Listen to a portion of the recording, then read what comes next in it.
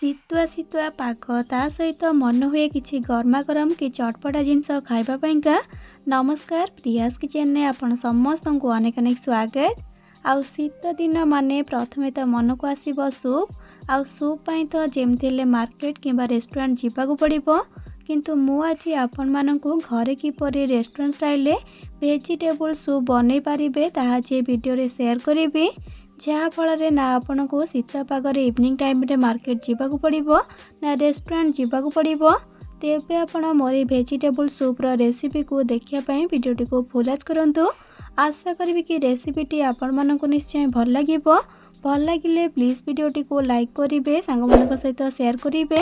ଚ୍ୟାନେଲରେ ନୂଆ ଥିଲେ ପ୍ଲିଜ୍ ଚ୍ୟାନେଲକୁ ସବସ୍କ୍ରାଇବ୍ କରିନେବେ। ତେବେ ଚାଲନ୍ତୁ ଡେରି ନ କରି ଫଟାଫଟ ରେସିପିଟି ଷ୍ଟାର୍ଟ କରିନେବା।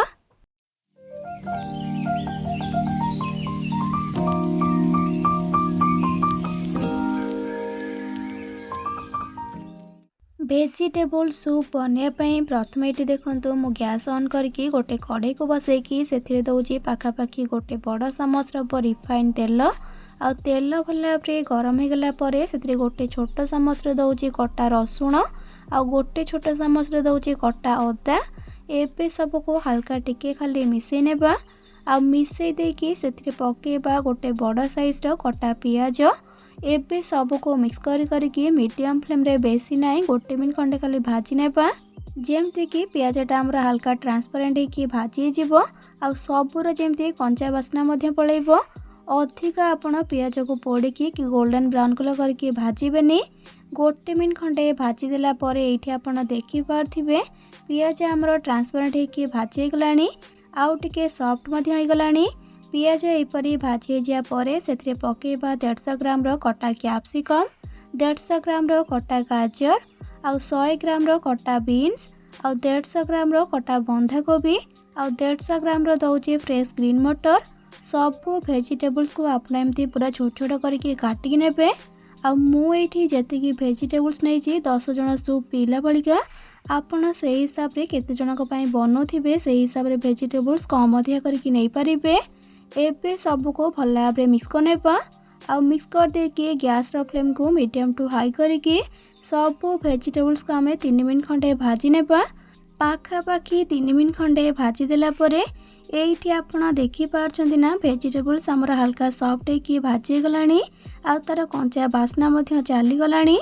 ଏହିପରି ଭେଜିଟେବୁଲ୍ସଟା ହାଲକା ସଫ୍ଟ ହେଇଗଲା ପରେ ବା ତାର କଞ୍ଚା ବାସ୍ନା ଚାଲିଗଲା ପରେ ତାପରେ ସେଥିରେ ଆଡ଼୍ କରିବା ପାଣି। ଏଇଠି ମୁଁ ଦେଉଛି 2 ବାଉଲ୍ ପାଣି।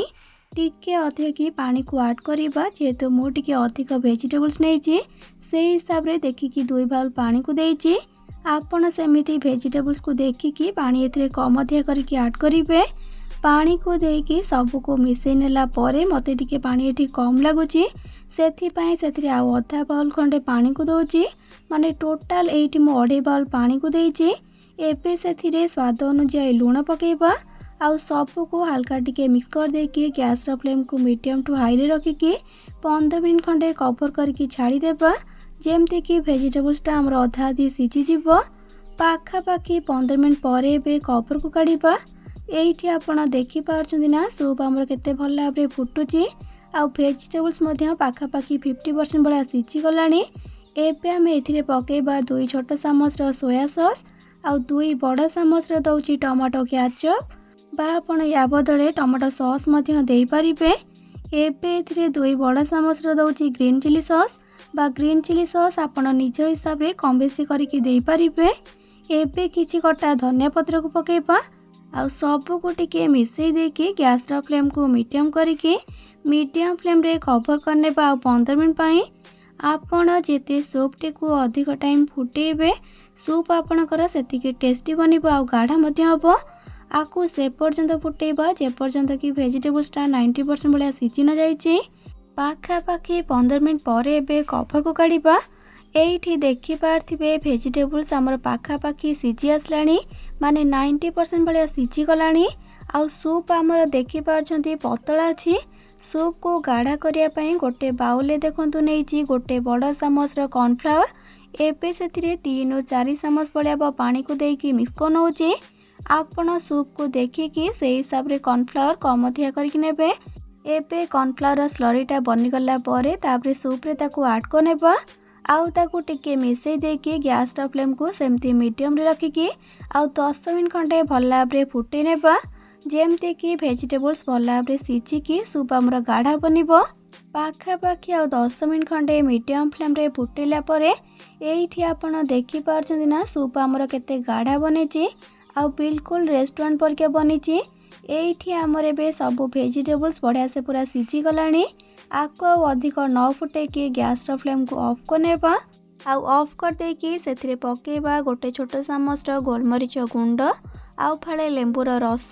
जदि आपण लेंबू रस दबा पई चाहू नथिबे कि लेंबू आपणक पाखरे अवेलेबल नथिबो ताले आपण लेंबू बदले गोटे छोट चामच विनेगार मध्य देई परिबे।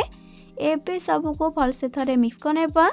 एइठी हमर एबे गरमा गरम भेजिटेबल सूप पूरा पूरी रेडी गला। तेबे आपण ए ठंडा ठंडा पागरे एपरी मो स्टाइल गरमा गरम भेजिटेबल सूप को घरे थरे निहाती बने के ट्राए करंतु। आ बने के सूप को पी सारा परे किपर लगिला कमेंट सेक्शन में जणाया जमा भी भूलिबेनी। तेबे आज रोची पुणी आसबि नुआ एक रेसिपी नहीं कि से पर्यंत रही। Love you all. जय जगन्नाथ।